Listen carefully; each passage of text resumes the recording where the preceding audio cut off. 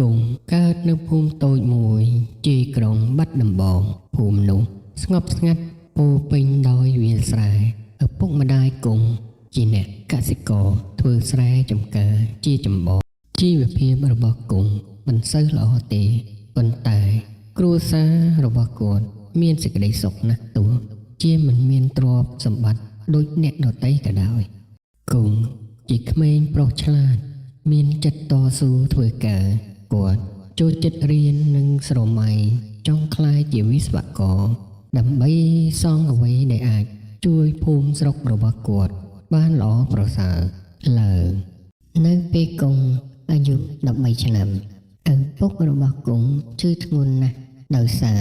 ធ្វើការងារច្រើនហួសកម្លាំងគ្រួសាររបស់គាត់ក៏មានប្រាក់គ្រប់គ្រាន់សម្រាប់ព្យាបាលឪពុកត្រូវជួបប្រទះបញ្ហាហិរញ្ញវត្ថុយ៉ាងធ្ងន់ធ្ងរ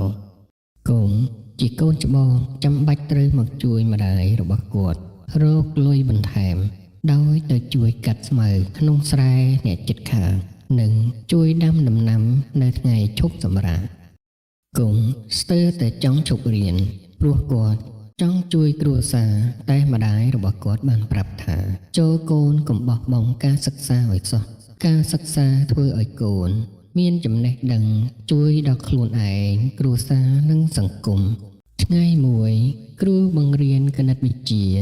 របស់គង់ឃើញគាត់កំពុងឈរធុញថប់ក្នុងចិត្តគាត់រងចាំឱកាសល្អមកនិយាយបន្ទាប់ពីឃើញអារម្មណ៍ល្អប្រសើរហើយគ្រូបានហៅគង់មកជជែកគង់ប្រាប់រឿងរ៉ាវអំពីឪពុករបស់គាត់ឈឺនិងរាល់បញ្ហាក្នុងគ្រួសារធ្វើឲ្យគង់អស់កម្លាំងចិត្តគ្រូមានការអាណិតជាខ្លាំងគាត់បានជួយស្នើឲ្យគង់ចូល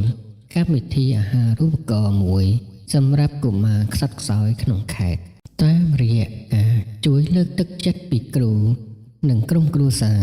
ហើយនឹងការប្រឹងប្រែងរបស់គង់គាត់បានជាប់អាហារូបករណ៍ចាប់ពីថ្ងៃនោះមកគង់អាចរៀនបន្តដោយមិនចាំបាច់បារម្ភពីលុយកាក់ហើយអាចជួយគ្រួសាររកចំណូលក្នុងពេលទំនេរបានផងដែរនៅពេលគង់អាយុ16ឆ្នាំសាលារបស់គាត់ចេញប្រកាសប្រកួតគំនិតប្រកបដោយច្នៃប្រឌិតគង់បានគូរគម្រោងផ្លូវតូចៗពីភូមិទៅសាលារៀនដោយប្រើសម្ភារៈក្នុងស្រុកគំនិតរបស់គាត់បានឈ្នះជ័យលាភីទី1ហើយបានទទួលការគាំទ្រពីអង្គការក្នុងតំបន់វាជាដំណាក់កាលដំបូងរបស់គង់ដែលឈានទៅរកភាពជោគជ័យនៅថ្ងៃអនាគតតែជាអកុសល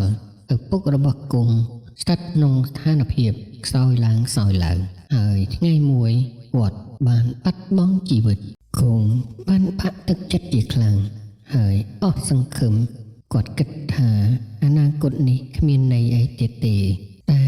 នៅមានមនុស្សជុំវិញខ្លួនជាច្រើនជួយលើកទឹកចិត្តគាត់ដូចជាម្ដាយប្អូនស្រីគ្រូមិត្តភ័ក្តិជាដើមម្ដាយបាននិយាយប្រាប់កូនថាឪពុករបស់កូនចង់ឲ្យកូនដើរតាមក្តីសម័យរបស់ខ្លួនពាក្យលើកទឹកចិត្តទាំងនោះធ្វើឲ្យកូនមានចិត្តតស៊ូឡើងវិញបន្ទាប់ពីបញ្ចប់ថ្នាក់ទី12គង់បានទទួលអាហារូបករណ៍ទៅសិក្សាវិស្វកម្មសំណង់នៅឯរាជធានីភ្នំពេញគាត់យកចិត្តទុកដាក់រៀននិងធ្វើការក្រៅម៉ោងដើម្បីជួយដល់ម្ដាយរបស់គាត់4ឆ្នាំក្រោយមកគង់បានបញ្ចប់ការសិក្សាហើយក៏វិលត្រឡប់ទៅខេត្តបាត់ដំបងវិញគាត់បាននាំអ្នកភូមិធ្វើផ្លូវថ្មី